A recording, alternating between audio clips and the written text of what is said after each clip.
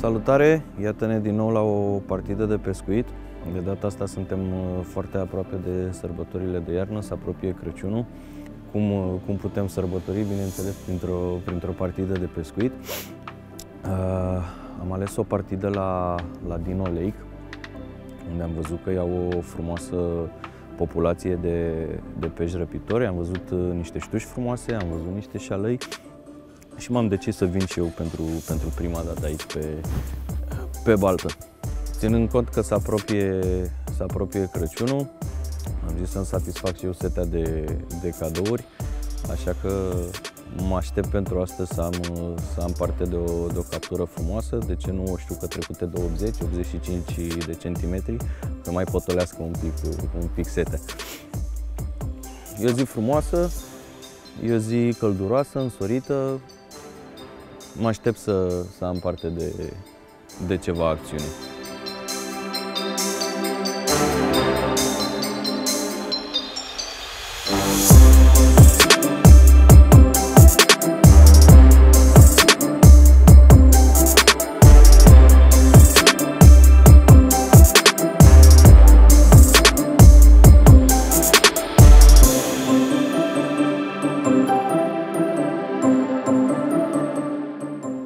Vizând, știu că în mod special, m-am pregătit cu priz mixul de 2,40 m, lure în shad de 10-50 de grame, echipat cu Warrior-ul de 2500. Ca și strună am ales să folosesc o strună de fluorocarbon, dar vreau să vă spun că regulamentul bălții ne obligă să folosim cârligele offset datorită populației mari de crapi care sunt aici. Deci vom pescui pe offset, vom mai schimba nălugi, vedem pe ce vom reuși să prindem, să fac câteva lanseuri și la șalău de control, să vedem, poate găsim 1-2.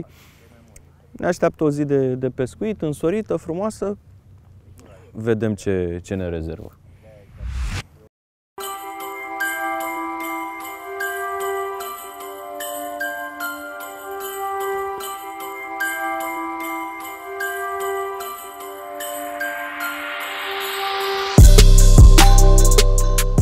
Avem și primul drill. Nu e foarte mare, dar e bătăioasă.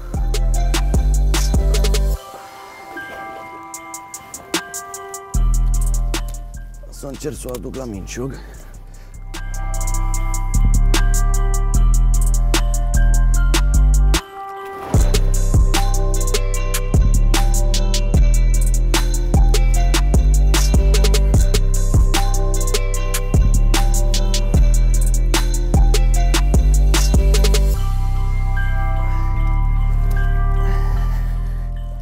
Avem prima știucă a partidei.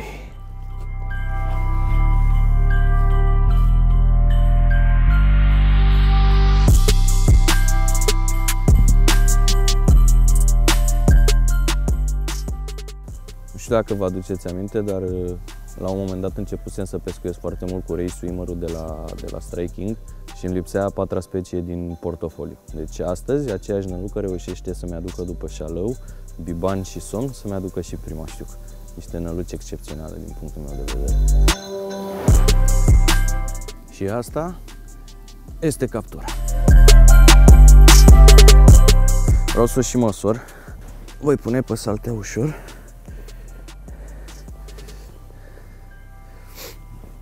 Ia să vedem. 70. Ușor. Încă o dată.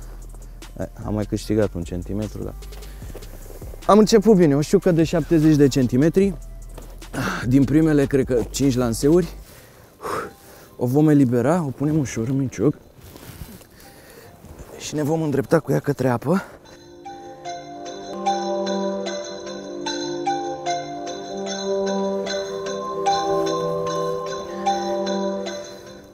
Continuăm și sperăm la ceva mai mare, bineînțeles.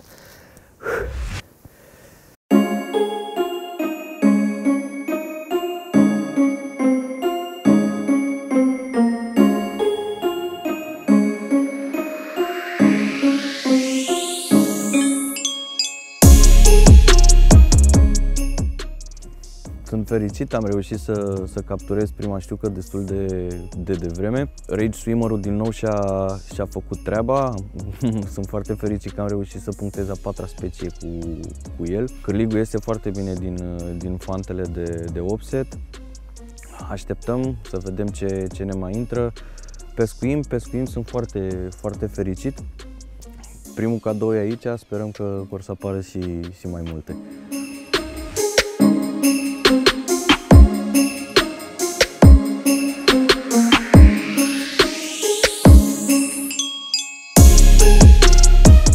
Ce îmi place foarte mult la Rage Swimmer este că funcționează la fel de bine pe jig normal, dar și pe cârligele de offset, iar paleta generoasă și inelele pe care le are de jur împrejurul corpului o fac o nălucă extraordinar de atrăgătoare pentru peștii răpitori. Iar după cum ați văzut, funcționează la fel de bine și pe offset datorită fantelor pe care le are. Permite cârligului să alunece foarte ușor în gura peștelui. În aceeași măsură, pescuită și pe jiguri normal, am avut partide foarte bune cu această nălucă. Deci Rage Swimmer-ul este o nălucă ce și-a câștigat un loc bine meritat în trusă și acolo va rămâne pentru mult timp.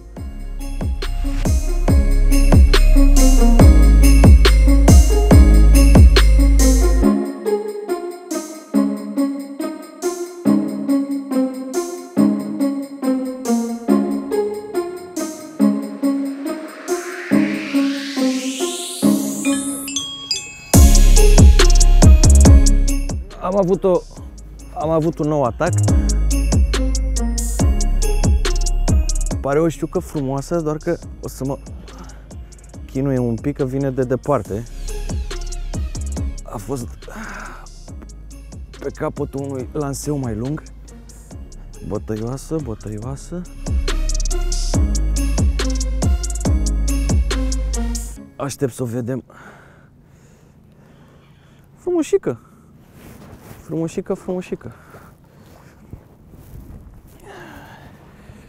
O voi chema la minciog.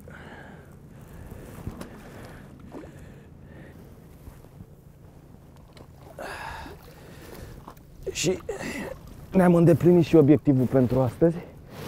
O să vă arăt și despre ce e vorba imediat. Monstruleț. Mergem și o punem pe saltea și ne uităm imediat la ea și o măsurăm. Monstrulețul a fost darnic.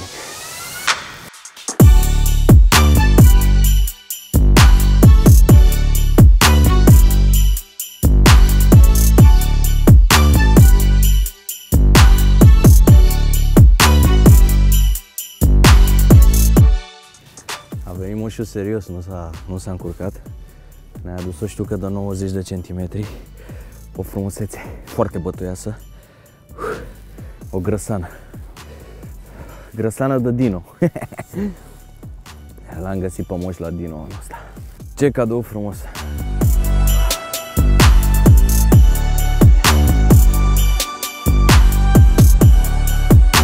De data asta am schimbat și locul, am schimbat și năluca.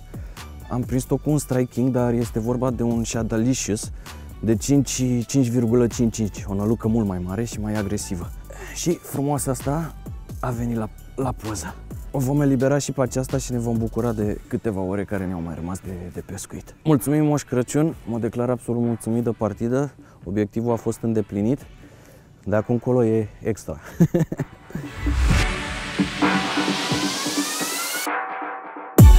Și a venit timpul să ne luăm la revedere și de la acest cadou de Crăciun.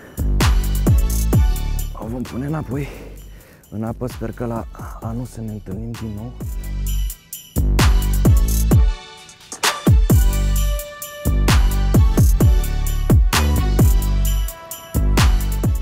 A plecat. Frumos cadou. Mai încercăm, vedem, poate mai primim ceva.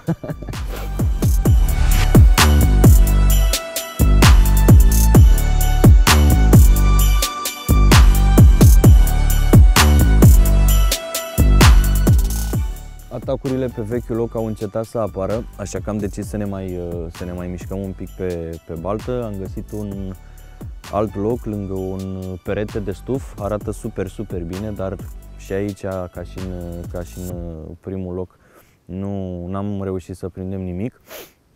O să începem să ne tot mișcăm pe baltă. Încă o dată, este prima dată când venim aici, nu știm pe unde e cantonat peștele. Încercăm să ne mai mișcăm și să vedem ce vom mai reuși să prindem.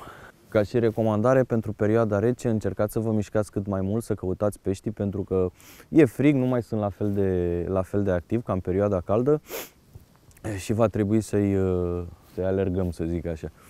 Pentru bălțile de genul, vă recomand să căutați întâi malurile, pentru că asta este o baltă fără agățătură. Pe aici mai sunt ceva crăci căzute pe apă și am zis să insist un pic prin zona asta, la fel și în zona unde am început pescuitul.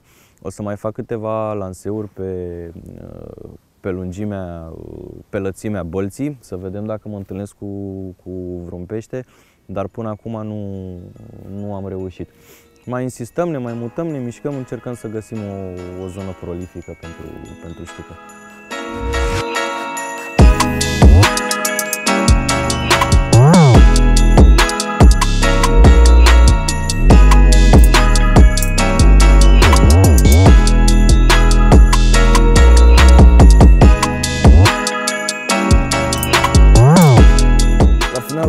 Alt drill nebun, o altă știucă nervoasă, un pic mai mică ca cealaltă, dar cred că trece de 80 de centimetri și aceasta. Tot pe Shadalicious-ul de la Striking am reușit să o prind. O ducem și pe aceasta la salteaua de măsurare și o vom poza frumos și pe... Mulțumit! 3 cadouri de la Moșu!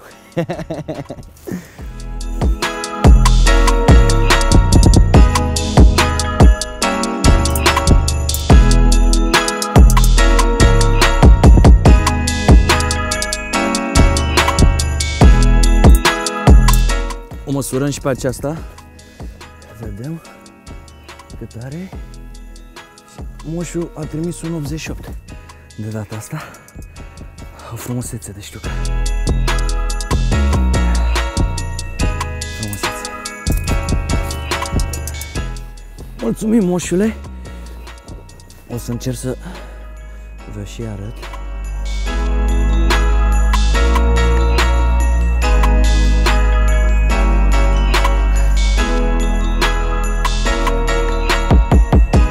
O să punem și pe aceasta în minciug.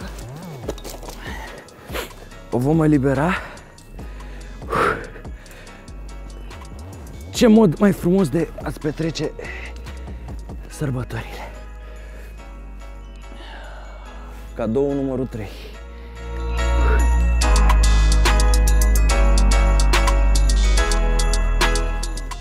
Mulțumim, moșule, pentru cel de-al 3-lea cadou. Mai încercăm un pic, mai avem vreo oră la dispoziție de pescuit. Mai încercăm un pic și vedem dacă mai reușim să facem ceva. Dacă nu, eu am fost mulțumit oricum de la al 2-lea pește, ăsta e al 3-lea, deci încă o dată e extra. Mersi, moșule!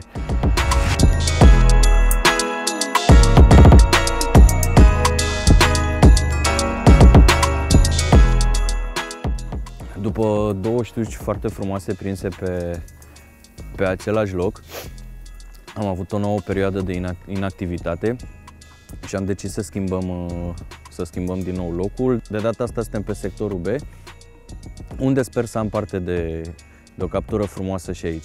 Nu mai avem foarte mult timp la dispoziție, încercăm, sperăm să-l găsim pe Moșu și pe partea asta a Bălții.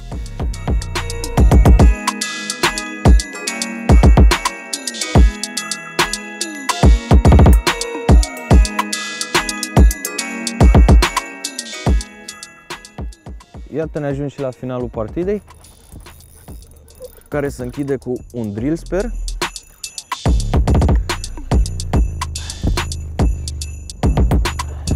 Hop. Nu chiar. Era o micuță mârliță. Dădeam după șalău și mi-a intrat o mârlișoară. Oricum, per total, o partidă super reușită. Un lac nou pentru mine, l-am găsit pe Moșu cu 3 cadouri de excepție. Dintre cele 3 cadouri, 2 au fost cu adevărat deosebite, 2 știuci extraordinar de frumoase, ce m-au ajutat să-mi îndeplinesc obiectivul partidei, și anume să depășesc un pește de 85 de centimetri. O baltă nouă, o baltă ce m-a surprins foarte plăcut. Densitatea de pește răpitor aici este foarte bună. Cu siguranță voi reveni cât de curând pot. Până data viitoare, nu uitați să vă abonați la canalul nostru de YouTube, să apăsați pe clopoțel pentru a fi notificați de fiecare dată când încărcăm cât un material nou. Vă urez sărbători fericite, Crăciun fericit și fire întinse!